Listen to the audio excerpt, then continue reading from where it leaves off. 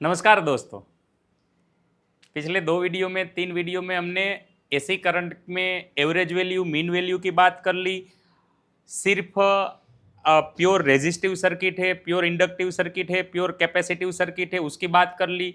Last video में हमने ये भी बात कर ली कि आरएल सर्किट है, आरसी सर्किट है या फिर एलसी सर्किट है तो कैसे डील करना है। आज हम देखने जाने वाले हैं आरएलसी सर्किट। देखो यहाँ पे मान लो कभी ऐसा हुआ कि रेजिस्टेंस, कैपेसिटेंस और इंडक्टर तीनों एक साथ सीरीज में कनेक्टेड है। देखो यहाँ पे भाई मान लो एल सी आर तीनों साथ में कनेक्टेड है, तो क्या करना है। अगर आपने पिछले 2-3 वीडियो नहीं देखे तो पहले वो वीडियो देख के आओ, फिर यहाँ पे देखो तो यहाँ पे बड़ी आसानी से समझ में आ जाएगा। ठीक है, चलो देखो यहाँ पे मान लो कि हमने ऐसा देखा था कि भाई आप करंट पहले यहां पे रख लो। चलिए करंट यहां पे हो गया। अब फिर हमने ये भी देखा था कि आप एक काम करो, आप रेजिस्टेंस के जो वोल्टेज है वो यहां पे लिख लो। चलिए वी आर यहां पे हो गया। इंडक्टर का हम वोल्टेज ऊपर ड्रॉ करते थे। जी हां दोस्तों, इंडक्टर का वोल्टेज ऊपर था, वीएल हमने ऊपर ड्रॉ कर लिया। कैपेसिटेंस का नीचे ड्रॉ करते थे, वीसी जी ये नीचे ड्रॉ कर लिया। चलो फिर क्या होता था कि मान लो अगर आरएल सर्किट है तो फिर नीचे वाला हम नहीं ड्रॉ कर रहे थे, सिर्फ आर और एल का रिजल्टेंट ले रहे थे, वो हमारा हो रहा था नेट वोल्टेज। अगर मान लो इंडक्टर नहीं है, आरसी सर्किट है, तो फिर हम क्या करते थे, आर और सी का नेट ले लेते थे, वो हमारा नेट वोल्टेज हो रहा था। अरे हाँ या ना भाई। तो पिछले वीडियो में हमने बात कर ली कि अगर सी नहीं है, सिर्फ आर और एल ही है, तो आर और एल का नेट रिजल्टेंट हमारा नेट वोल्टेज और वो आरएमएस मिलके आ रहा था। जी ठीक है। अगर मान लो एल नहीं है, आर और सी का नेट ले लो, तो वो नेट रिजल्टेंट वोल्टेज मिल रहा था, वो आरएमएस मिल रहा था। अरे हाँ या ना। चलो मान लीजिए यहां पे तीनों है, तो हमें तीनों का रिजल्टेंट लेना है। ठीक है, अगर तीनों का रिजल्टेंट लेना है तो आप एक काम करो, अगर मान लो वीएल बड़ा है, अगर VL और VC तो यार ये तो ऊपर नीचे है, ये तो आराम से हो जाएगा। अगर मान लो VL बड़ा है VC से, तो क्या मैं नेट रिजल्टेंट ऐसे ले लूं, यहां पे VR तो VR ही रहेगा, उसमें तो आपको कोई हिलाना डुलाना नहीं है भाई। तो क्या करना है, ऊपर हो जाएगा VL माइनस VC। अरे ये तो ऊपर नीचे है यार, नेट तो यार ऊपर ही आएगा, ये बड़ा है ये छोटा है, मान लो ये 5 है ये 3 है, तो ऊपर बचेगा 2 यार, तो VL माइनस VC। अब एक काम करो, इसका रिजल्टेंट ले लो, इसका रिजल्टेंट ले लो, तो ये ऐसे आएगा under root VR square plus VL minus VC का होल स्क्वेयर। ठीक है, ये हो जाएगा अपना नेट रिजल्टेंट वोल्टेज। अरे हाँ या ना। तो ये नेट रिजल्टेंट वोल्टेज को जब की बार ऐसा मिला, अगर तीनों है, जो कि अब तक ऐसा नहीं हुआ था, अब तक सिर्फ VR था, VL था या VC था। आरएल सर्किट में VR और VL था, एलसी सर्किट में एल और सी। ये तो एलसी सर्किट में तो बड़ा ही आसान था, आरसी सर्किट में VR और VC था, लेकिन यहां पे तीनों है। तो आप एक काम करो, VL और VC का पहले निकाल लो। अगर VL बड़ा हुआ तो ये ऊपर होगा, अगर VC बड़ा हुआ तो VC बड़ा हुआ तो ये इन दोनों का रिजल्ट नीचे आएगा। अगर ये नीचे आ रहा है तो देखो यहां पे कैसे होगा, तो ये हो जाएगा VR और नीचे मिलेगा VC माइनस VL, और रिजल्टेंट कुछ ऐसे आएगा अंडर रूट करके VR square plus VC minus VL का स्क्वेयर, तो ये आएगा। ठीक है, तो पहले तो ये नेट वोल्टेज निकालना सीख लो, नेट वोल्टेज निकालना सीख लो। अब क्या करेंगे, चलो देखो भाई यहां पे देखो, मान लीजिए मैंने तीनों वेक्टर ऐसे ड्रॉ कर लिए जैसे मैंने बताया था। अब रिजल्टेंट वेक्टर ऐसे ड्रॉ करना है, VL माइनस VC। देखो यहां पे अगर VL बड़ा है तो VL माइनस VC, ये VR इसका रिजल्टेंट ले लो। और अगर ये फेज डिफरेंस निकालना है तो tan phi करके अपोजिट बाय बेस, मैं इसे लिख सकता हूं tan phi equal to VL minus VC by VR। अरे हाँ या ना, इसे लिख सकता हूं भाई। वैसे VL और VC का तो फॉर्मूला भी हमें पता है, क्या ऐसे हो जाएगा, I into XL minus I into X C divide by I R. I I तो कट जाएगा यहां पे, अरे आया ना, आई तो तीनों में सेम होगा यार, सीरीज कनेक्शन है, आई आई आई तो तीनों में सेम होगा, निकल के कट जाएगा, क्या बचेगा tan फाई। अगर वोल्टेज दिया है तो ऐसे निकालना है, अगर वोल्टेज नहीं दिया है तो tan phi equal to XL minus X C divide by X R. सही है भाई। तो कहीं पे भी अगर, हाँ लेकिन इसमें VL बड़ा होना चाहिए, अगर VL बड़ा नहीं है VC बड़ा है तो यहां पे हो जाएगा XC minus XL divide by R. ठीक है भाई, बात समझ में आई। अगर VL बड़ा है तो XL minus XC divide by R, यहां पे सिर्फ आर लिख लो तो भी कोई दिक्कत नहीं है। चलिए आर, अगर VC बड़ा हुआ तो यहां पे आप लिखोगे VC minus VL divide by R, I X C minus I XL divide by R, I I cut जाएगा, X C minus XL by R. चलो ठीक है, आगे देखो। अब यहां पे एक और बात कि नेट वोल्टेज हमें मिल गया, वो आरएमएस वोल्टेज होगा। चलिए मैं यहां पे लिख लू नेट वोल्टेज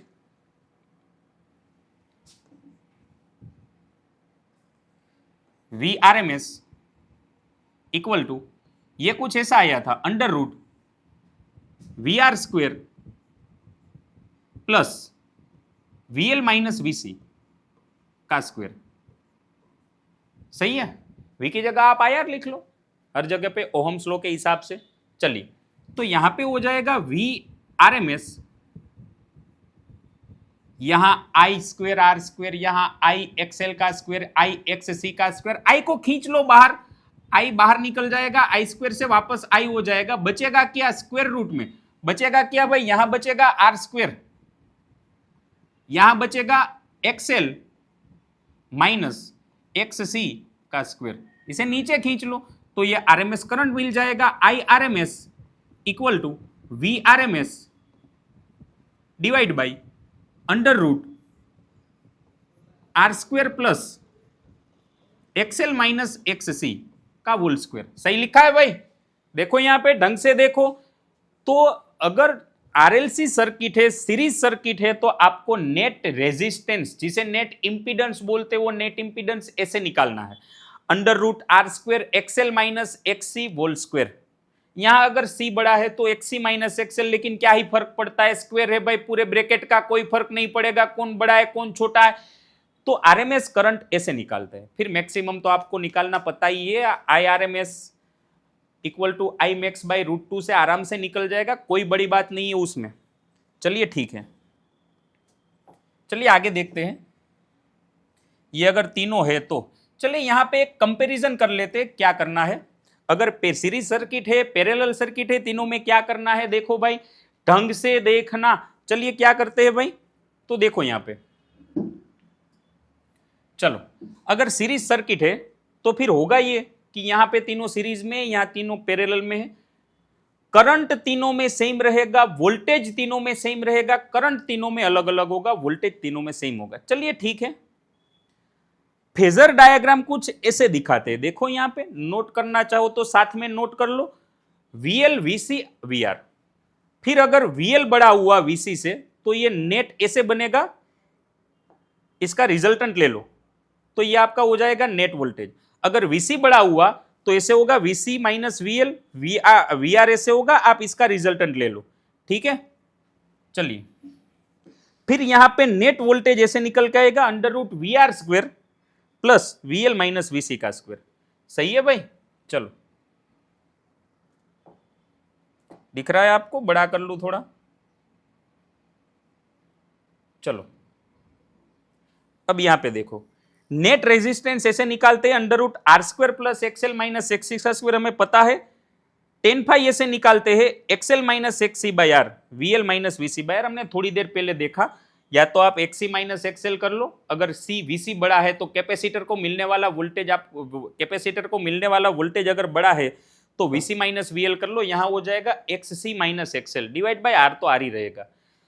चलो पैरेलल में क्या करना है, पैरेलल में ये होगा कि वोल्टेज तीनों में सेम होगा, जैसे यहां करंट तीनों में सेम था और VL VC और VR तीनों को मिलने वाला पोटेंशियल डिफरेंस अलग डिफरेंट था, यहां पे वोल्टेज तीनों में सेम होगा, करंट तीनों में अलग अलग होगा। तो करंट अलग अलग है। तो जैसे हमने पढ़ा था कि सिर्फ रेजिस्टिव सर्किट है तो वहां वी आर और आई दोनों सेम फेज में हो गए, तो मैंने यहां वोल्टेज जहां पे है करंट भी वही फेज में रखा है, दोनों में कोई फेज डिफरेंस नहीं होगा, जैसे वहां था वैसा ही यहां है, कोई फर्क नहीं है, लेकिन तीनों का करंट अलग अलग है, तीनों का करंट अलग अलग है। जैसे रेजिस्टेंस में दोनों सेम फेज में थे तो यहां सेम फेज में है। कैपेसिटर में करंट आगे था, वोल्टेज पीछे था। कैपेसिटर में करंट आगे था तो वोल्टेज से करंट का फेजर ऊपर ड्रॉ किया है, देखो भाई वोल्टेज से करंट का फेजर ऊपर है। और इंडक्टर में क्या था, इंडक्टर में वोल्टेज आगे था, करंट पीछे था, तो इंडक्टर का फेजर नीचे ड्रॉ किया है। ये थोड़ा ध्यान से देखो यार, ये थोड़ा कंफ्यूजन वाला आपको लगेगा। तीनों का कैसा है भाई, रेजिस्टेंस में वोल्टेज और करंट दोनों सेम फेज में थे, मैंने कर लिया।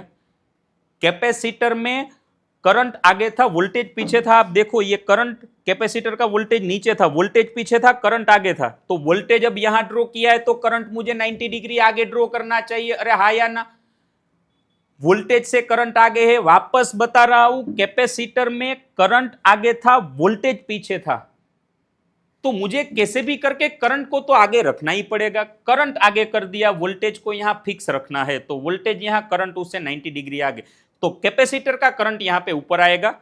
इंडक्टर में क्या था, इंडक्टर में वोल्टेज आगे था, देखो ये करंट है, यहां इंडक्टर का वोल्टेज है, देखो यहां इंडक्टर का वोल्टेज, तो इंडक्टर में वोल्टेज आगे रखा, करंट पीछे रखा। अब यहां पे नेट करंट कैसे निकालना है, यहां पे नेट वोल्टेज निकालते थे क्योंकि वोल्टेज डिफरेंट डिफरेंट था, यहां पे नेट करंट निकालना पड़ेगा, ठीक है। तो नेट करंट में आप जैसे वहां किया वैसे यहां, अगर कैपेसिटर को मिलने वाला करंट बड़ा है इंडक्टर से, तो आईसी और आईएल का तो डायरेक्ट डिफरेंस मिल जाएगा, आईसी माइनस आईएल, और यहां पे रेजिस्टेंस को मिलने वाला करंट आप नेट यहां आराम से निकाल सकते हो। अगर मान लो आईएल बड़ा है आईसी से, तो इसका नेट नीचे आएगा, आईएल माइनस आईसी, आईआर आप यहां से नेट निकाल सकते हो वेक्टर एडिशन करके। चलो ये भी ठीक है, देखो आगे, चलो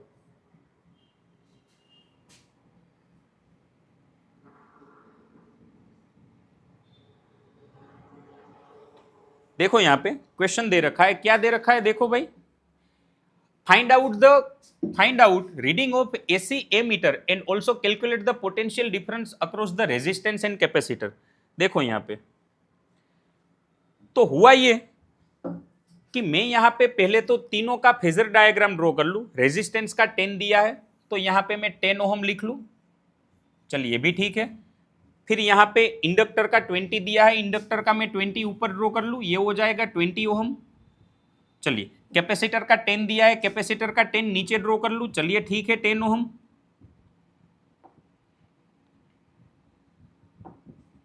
चलो ये मैंने नीचे ड्रॉ कर लिया 10 ओहम। अब तो आप आराम से निकाल सकते हो नेट इंपीडेंस, ये ऊपर 20 नीचे 10 तो ऊपर बचेगा 10 और यहां पे भी 10, तो नेट जेड आएगा, जेड इक्वल टू ऊपर 10 ये 10 तो ये आ जाएगा 10√2 ओहम। चलिए नेट इंपीडेंस मिल गया। अब नेट पोटेंशियल डिफरेंस निकालना है, चलिए पहले नेट पोटेंशियल डिफरेंस निकाल लेते हैं, फिर करंट निकालना है। तो करंट तो ऐसे निकाल सकते हैं, I equal to I R M S equal to V R M S divide by Z.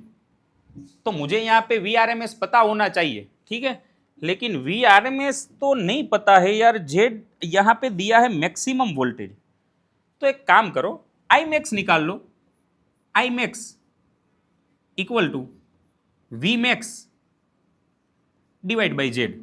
क्या मुझे वी मैक्स पता है, जी हाँ वी मैक्स दिया है 100। क्या मुझे जेड पता है, जी हाँ जेड भी पता है, तो आई मैक्स मिल जाएगा। वी मैक्स यहां आप आरएमएस नहीं निकाल सकते क्योंकि आपके पास आरएमएस वोल्टेज नहीं है। हाँ आप ऐसे कर सकते हो, पहले आरएमएस वोल्टेज निकाल लो फिर यहां पे रख लो तो बात बन जाएगी। अगर मान लो ऐसे नहीं करना है तो maximum current maximum voltage divide by Z, maximum voltage 100 divide by Z, ये 10√2, तो आपको आई मैक्स मिल जाएगा। आई मैक्स के हिसाब से आपको आई आर एम एस मिल जाएगा। कैसे, I R M S equal to I max divide by √2, सही है। चलिए ये तो आप कर लोगे। अब आपको रेजिस्टेंस और कैपेसिटर का पोटेंशियल डिफरेंस निकालना है। अगर रेजिस्टेंस और कैपेसिटेंस का पोटेंशियल डिफरेंस निकालना है तो आपको ये करना पड़ेगा, वी आर रेजिस्टेंस का ये हो जाएगा आई आर। एक बार आपको यहां पे करंट मिल गया, करंट IRMS यहां से निकाल लेना। IRMS में मेथड बता रहा हूं, IRMS। रेजिस्टेंस तो आपको पता है, आपको रेजिस्टेंस के अक्रॉस जितना पोटेंशियल डिफरेंस है वो मिल जाएगा। कैपेसिटर का निकालना है तो VC इक्वल टू IXC। चलिए I XC तो हमें पता है 1/ωc, अरे हाँ या ना, V equal to I into XC। तो I आपको मिल गया, तीनों में I तो सेम होगा, 1/ωc। ओमेगा हमें पता है, ये रहा 100, C हमें पता है। चलिए C भी यहाँ पे, चलिए यहाँ तो डायरेक्ट दे ही दिया है IXC, तो कोई निकालने की जरूरत ही नहीं है, ये निकालने की जरूरत ही नहीं है, सीधा ही दे दिया है 10 ओम। चलिए तो यहाँ I इंटू 10 कर लो, काम बन जाएगा। ठीक है, चलो आगे देखो। अगर यहाँ पे कैपेसिटेंस दिया होता, अगर यहाँ पे कैपेसिटेंस दिया होता तो फिर 1/ωc करके भी काम बन जाता, लेकिन यहाँ तो डायरेक्ट दिया है कैपेसिटर का। चलो एक वापस एक क्वेश्चन दे रखा है, देखो। In LCR circuit with AC source, R equal to आपको दिया है 300 ओम, C दिया है, L दिया है, आपको RMS वोल्टेज दिया है, आपको दिया है फ्रीक्वेंसी 50/π, फाइंड RMS करंट।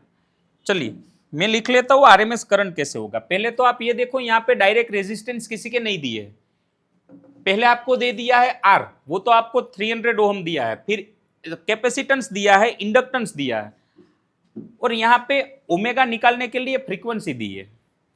क्या R हमें डायरेक्ट पता है? R हमें डायरेक्ट पता है 300 ओम। चलिए ये रहा 300 ओम। क्या XL हमें पता है? नहीं भाई, XL हमें नहीं पता है, तो क्या ओमेगा L करके निकाल सकता हूं? जी हाँ, ओमेगा L करके निकाल सकते। वैसे ओमेगा कितना, तो ओमेगा नहीं, हमें फ्रीक्वेंसी दी है यार, तो ये हो जाएगा 2πfl। वैसे 2πf फ्रीक्वेंसी हमें पता है, L हमें पता है, तो यहां से XL मिल जाएगा। फिर XC की बात करें, XC हो जाएगा 1/ωc।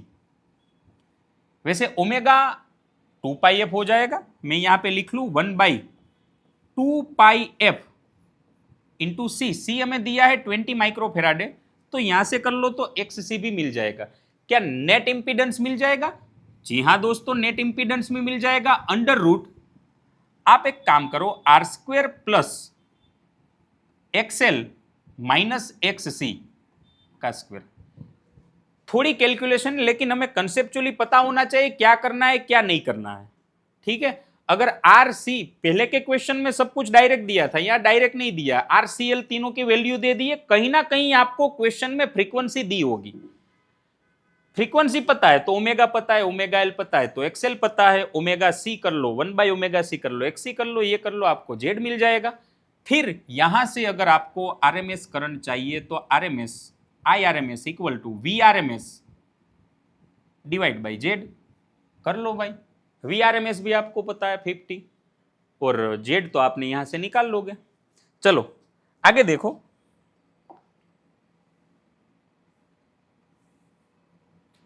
चलो वापस यहां पे एक क्वेश्चन दिया है, देखो। ट्राई करना चाहते हो तो वीडियो को पॉज करके गिनो क्या कह रहे हैं, देखो। In given circuit the reading of ammeter and voltmeter. चलिए यहां पे भी तीनों रेजिस्टेंस डायरेक्ट दे दिए, L और C कुछ अलग अलग नहीं दिए, XL और XC ही दे दिए। देखो यहां पे, क्या ये R है? जी हां। क्या ये ओमेगा L है? जी हां। ओमेगा L या XL? क्या ये 1/ωc डायरेक्ट दे दिया है? जी हां, डायरेक्ट दे दिया है। तो क्या मैं इन तीनों का नेट इंपीडेंस निकाल सकता हूं? जी हां, निकाल सकते हो। Z equal to under root करके R² plus XL minus XC का स्क्वायर, ये हो जाएगा अपना नेट इंपीडेंस। चलिए R हमें पता है 10, ये 20 माइनस 10 मतलब 10, 10 और 10 का ये कुल मिला के आ जाएगा 10√2। चलिए एमीटर जो मेजरमेंट कर रहा है, एमीटर जो मेजरमेंट करेगा वो होगा RMS करंट मेजरमेंट करेगा, मैक्सिमम नहीं। तो जब भी आपको पूछा है कि एमीटर का करंट बताओ, तो एमीटर का करंट मतलब आपको RMS करंट ही निकालना है। चलिए, तो IRMS में ऐसे निकाल सकता हूं, IRMS equal to VRMS divide by Z। चलिए, तो मुझे पहले VRMS यहां से निकालना पड़ेगा। ये 50 दिया है, ये मैक्सिमम वैल्यू है, मैक्सिमम वैल्यू से मैं RMS निकाल सकता हूं। VRMS equal to maximum value divide by √2, ये 50 डिवाइड बाई √2 कर लो, ये VRMS मिल गया। VRMS यहां पे रख लो, IRMS इक्वल टू VRMS, वैसे VRMS मुझे पता है 50 बाई √2, 50 बाई √2। Z की वैल्यू मैंने थोड़ी देर पहले निकाली थी 10√2। चलिए, ये √2 2 हो जाएगा, 50 बाई 2 25 बाई 10, ये हो जाएगा 2.5। तो एमीटर जो मेजरमेंट करेगा वो होगा 2.5 एम्पियर। चलिए, तो एक काम करो आप, अब हमें ये निकालना है कि वोल्ट मीटर क्या मेजरमेंट करेगा। सोचो यहां पे वोल्ट मीटर क्या मेजरमेंट करेगा, वो तो आप थोड़ा ध्यान से देखो तो आपको पता चल ही जाएगा। चलो, तो यहां पे पहले आप इसका वोल्टेज निकालो, इसका करंट तो मिल गया भाई 2.5 यार, करंट तो मिल गया है। आप I इंटू ये रेजिस्टेंस कर लो तो ये वोल्टेज मिल जाएगा, फिर ये वोल्टेज मिल जाएगा। I इंटू इसका जो रेजिस्टेंस है वो करो तो, वैसे रेजिस्टेंस 2.5 है, सॉरी करंट 2.5 है, अरे हाँ या ना, करंट 2.5 इंटू 20 कर लो तो ये कितना वोल्टेज इंडक्टर को मिलेगा वो आपको पता चल जाएगा। चलिए, VL, क्या VL ये हो जाएगा I इंटू XL, वैसे I है हमारा 2.5, वैसे XL हमें डायरेक्ट दे दिया है यार 20। चलिए, ये 0 इसमें डाल दो, ये हो जाएगा 25 टू जा ये हो जाएगा 50। चलिए, ये मिल गया 50 वोल्ट VC। तो क्या मुझे ये करना पड़ेगा I इंटू XC, वैसे XC भी पता है 10, करंट तो तीनों में सेम ही जाएगा, सीरीज कनेक्शन है, करंट है 2.5, XC मतलब 10, तो ये हो जाएगा 25 वोल्ट। चलिए, अब ये VL और VC, आपने अगर वो फेजर डायग्राम देखा है तो ये हो जाएगा VL ऊपर हो जाएगा, VC डायरेक्ट नीचे हो जाएगा। चलिए, नेट वोल्टेज इन दोनों के बीच कितना होगा, ये 50 वोल्ट, ये 25 वोल्ट, और ये जो मेजरमेंट करेगा वो मेजरमेंट करेगा VRMS इक्वल टू 25 वोल्ट। ठीक है दोस्तों, चलिए तो ऐसे करते हैं। चलिए, तो ऐसे ही क्वेश्चन अगर आपको करने हैं, वीडियो को लाइक करें, सब्सक्राइब करें चैनल को। मिलते हैं फिर अगले वीडियो में, पावर पढ़ाने वाले हैं अगले वीडियो में। ठीक है, पढ़ाई करते रहिए तब तक। Thank you so much.